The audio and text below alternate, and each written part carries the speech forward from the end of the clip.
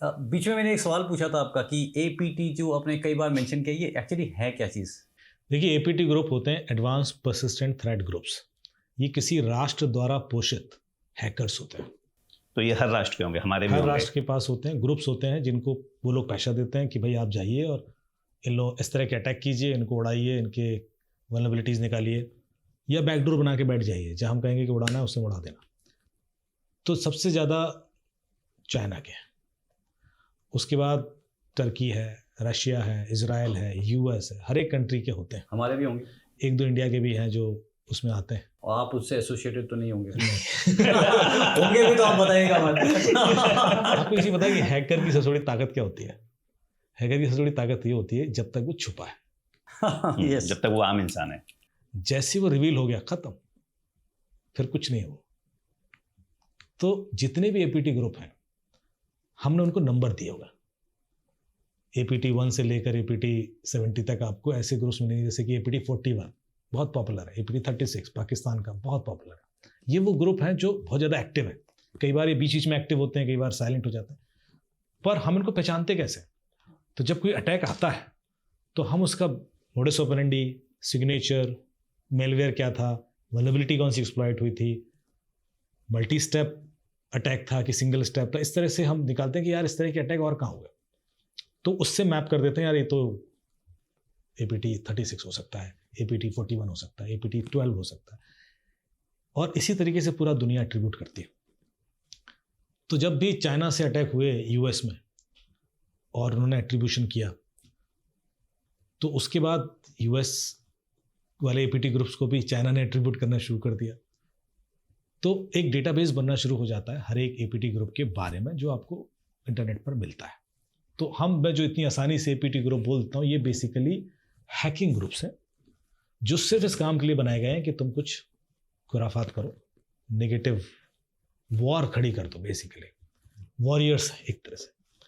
लेकिन ये 24 घंटे देखते रहते हैं कि जितने भी आपके इंफ्रास्ट्रक्चर्स हैं, बैंकिंग से लेकर, डैम से लेकर, एनर्जी सेक्टर से लेकर, रिसर्च एजेंसी से लेकर, कि कुछ भी मिल जाए और मैं उसमें घुस जाऊँ, और उसके बाद उनको उसका अवार्ड भी मिलता है, दे अर्न गुड मनी।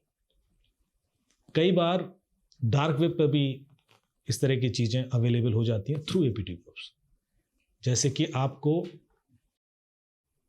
पैसे के चक्कर में कई सारे एपीटी ग्रुप्स हैं जो मल्टी लेयर इंटरेक्शंस कर रहे हैं, वो 2-2 देशों के संग काम कर रहे हैं या 3-3 देशों के संग काम कर रहे हैं।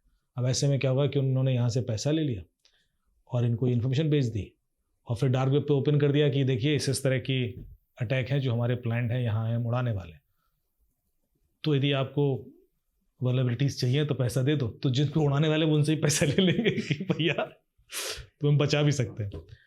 तो कई सारे bank proactively dark web monitoring करते हैं, बैंक्स सब करते हैं, मतलब सारे क्रिटिकल इंफ्रास्ट्रक्चर्स टीम बैठा रखी है जो 24 घंटे देखते रहते हैं कि भाई डार्क वेब पे कुछ आ रहा है, किसी ग्रुप में कोई कम्युनिकेशन हो रहा है, कोई वल्नरेबिलिटी एक्सपोज हुई है। 0 डे वल्नरेबिलिटी क्या होती है?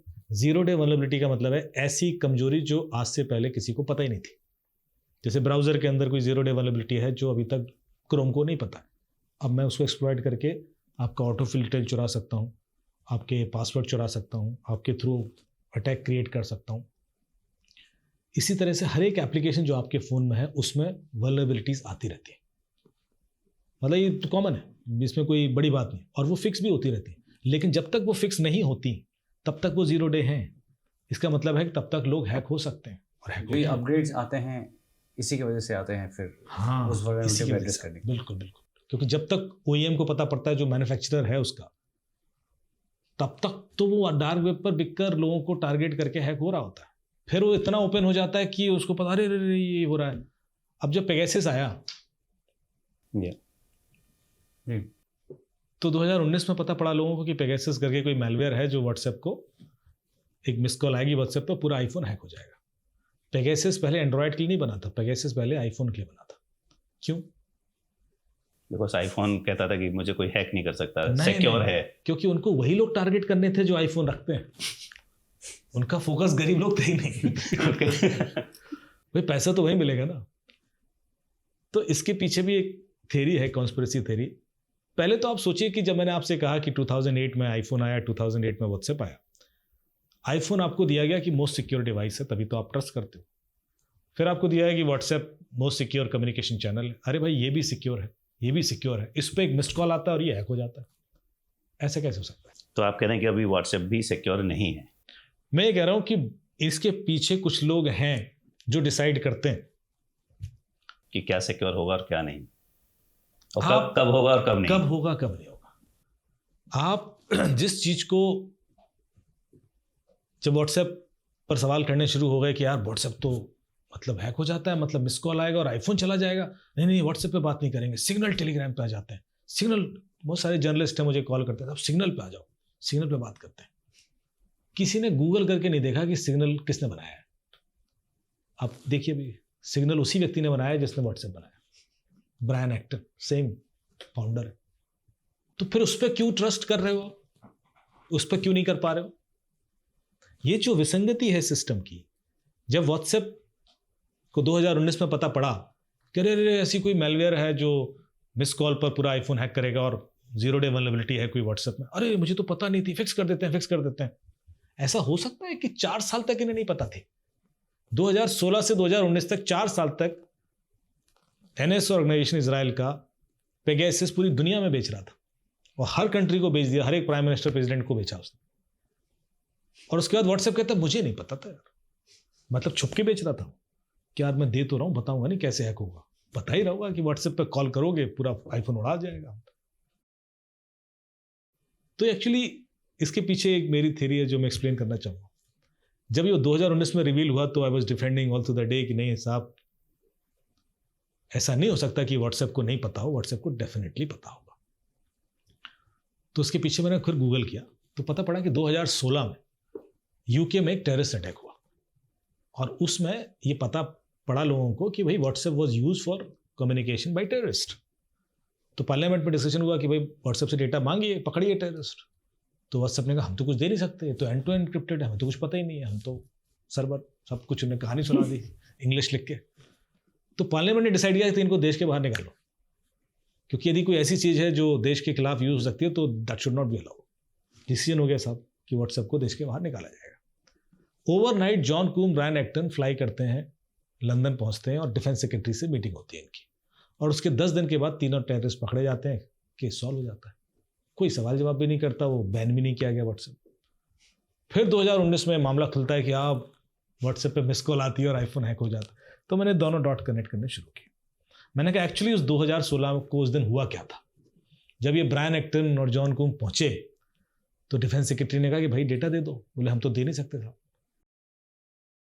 तो बोले कि फिर देश के बाहर जाओ, फिर तो आप लोग यहाँ सेफ, मतलब अरे बोले आज आप हमें निकालोगे, कल इंडिया निकालेगा, परसों ऑस्ट्रेलिया निकाल देगा, कहेगा सारी कॉमनवेल्थ कंट्रीज के लिए अनसेफ है, फिर जब यूके के लिए नहीं है तो प्लीज़ ऐसा मत करो। बोले तो फिर डेटा दे दो।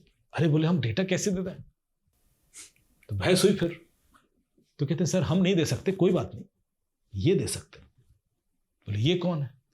बोले कल रात हमने कंपनी खोली है NSO ऑर्गेनाइजेशन इजराइल में। बोले पर ये देंगे कैसे? बोले सर मिस्ड कॉल देंगे हमें, और व्हाट्सएप छोड़ो हम पूरा आईफोन दे देंगे आपको। सब ले लो। ये खेल हुआ उस समय 2016 के बाद।